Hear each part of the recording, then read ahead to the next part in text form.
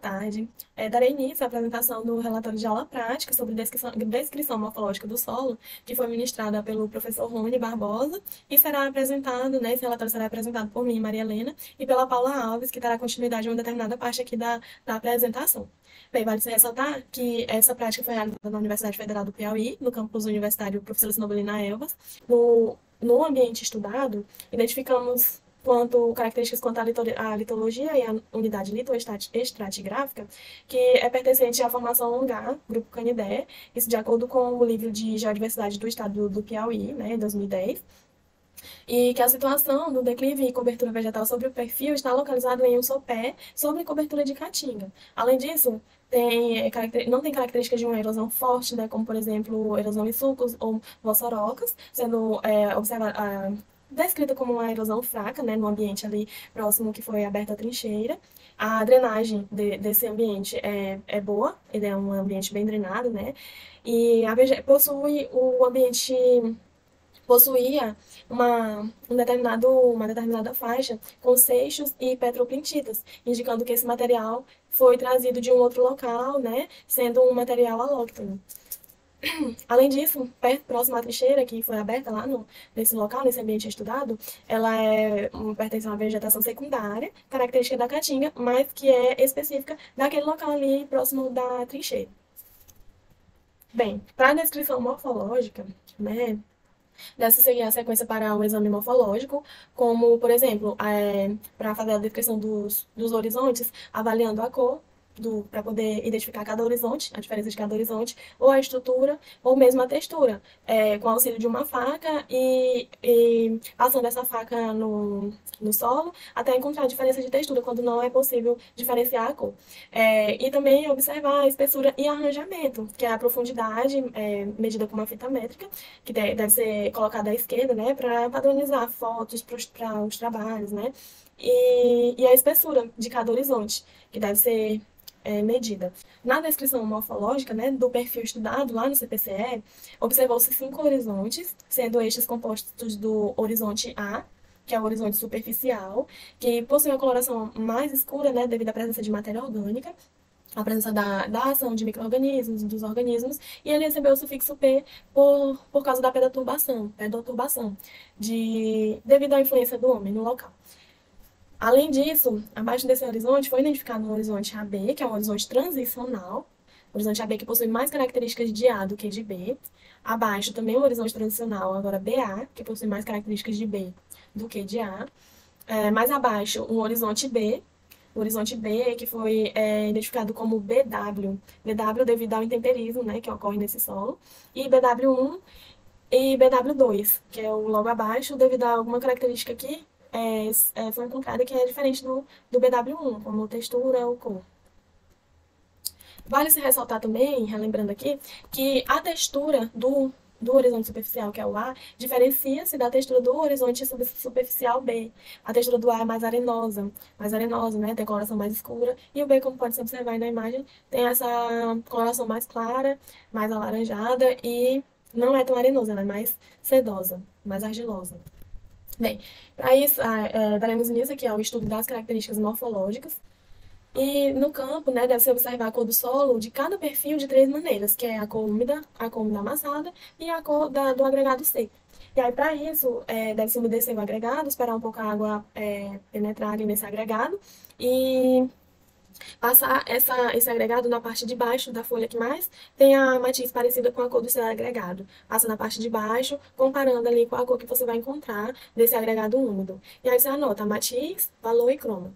No amassado, você vai umedecer o solo e amassar, porque pode ter a presença de óxidos de ferro que não estão expostos, né, na parte externa, mas estão na parte interna. Aí você faz essa cor amassada para observar se existe diferença. E no perfil observado no CPCE, percebeu-se que no BW1 as cores foram no solo seco 10YR, 7 valor e croma, valor 7, croma 8. A cor úmida e a úmida amassada foi 10YR, valor e croma 5 e 8, respectivamente. Quanto à textura desse solo, né, ela é observada verificando o triângulo textural, mas No campo é só realizada inferência, uma inferência, e aí vai adquirindo de acordo com a prática.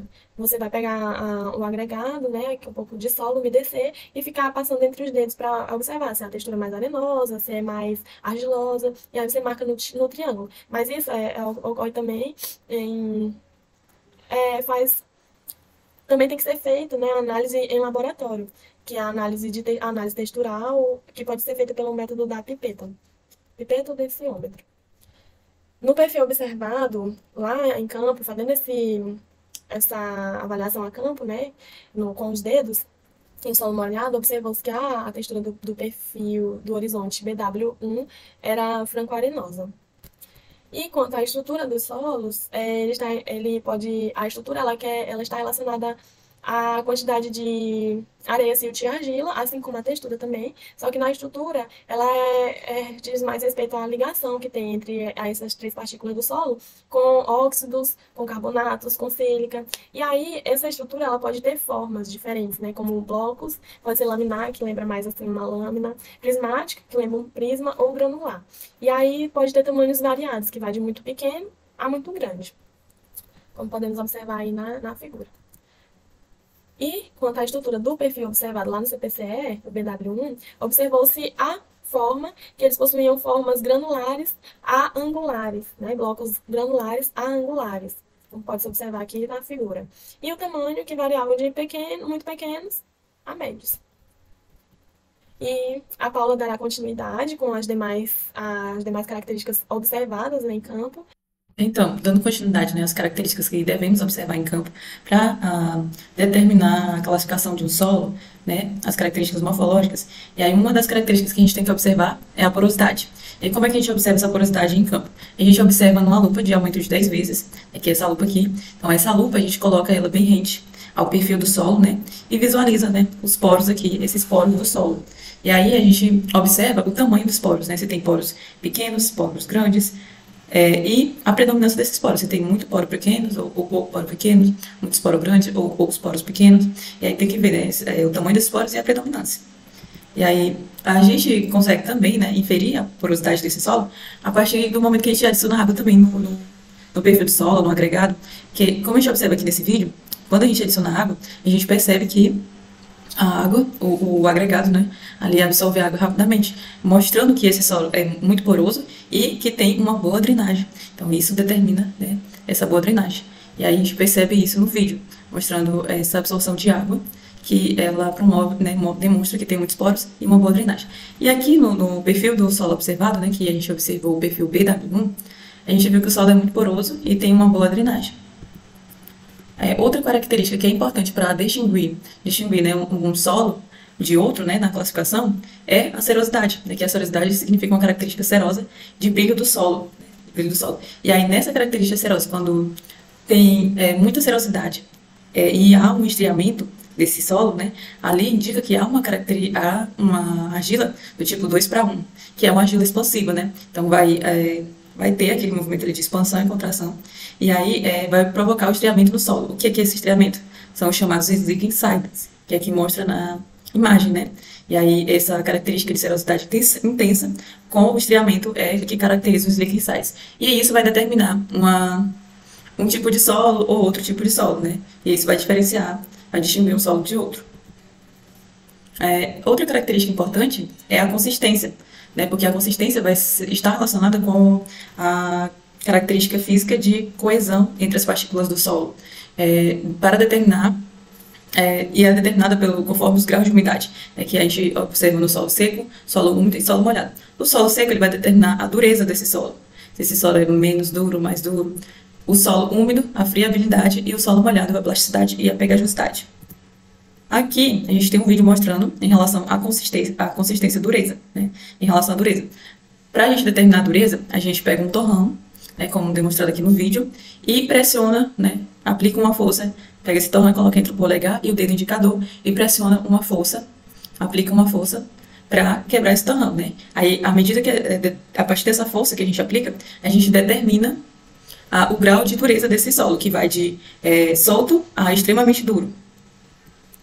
Em relação à friabilidade, né, a gente pega um torrão e molha ele, né, e também aplica uma força pega ele, coloca entre o dedo polegar e o indicador e aplica uma força. E a partir dessa força, né, a gente vai determinar também o grau de friabilidade, que vai de solta a extremamente firme. E a friabilidade fica ali intermediária.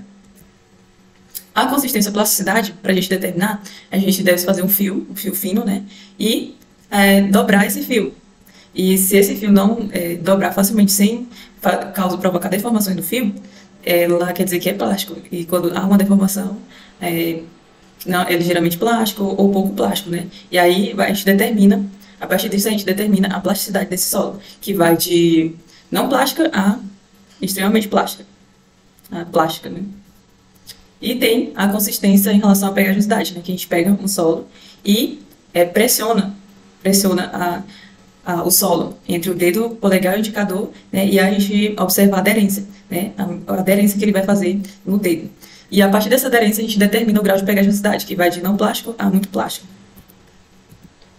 E aí no perfil observado, né, a gente realizou todas essas análises morfológicas para determinar essas características de dureza, esses graus de dureza, friabilidade, plasticidade e pegajosidade no perfil observado BW1, né? E aí, em relação à dureza, deu ligeiramente dura, porque quando a gente pressionou, a gente aplicou uma certa força para quebrar o torrão, né? Precisa ligeiramente dura. Friabilidade, que a gente aplicou uma força também moderada, e aí o torrão se deformou, por isso foi friável. Plasticidade, ligeiramente plástica, né? Porque quando a gente fez o fio e dobrou, houve uma deformidade, mas só que houve um pouco de plasticidade, então foi ligeiramente plástico. E pegajosidade também, a gente, quando pressionou, houve uma pequena aderência, e aí foi ligeiramente pegajosa.